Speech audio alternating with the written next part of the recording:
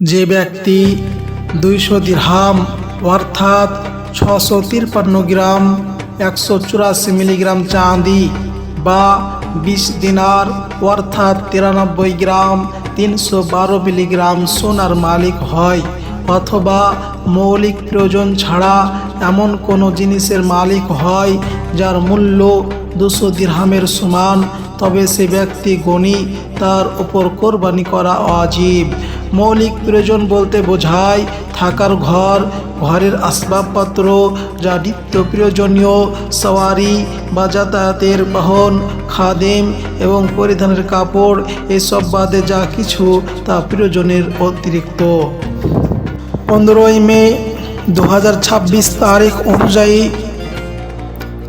653 গ্রাম 184 milligram চাঁদির দাম হলো 1,95,955 টাকা।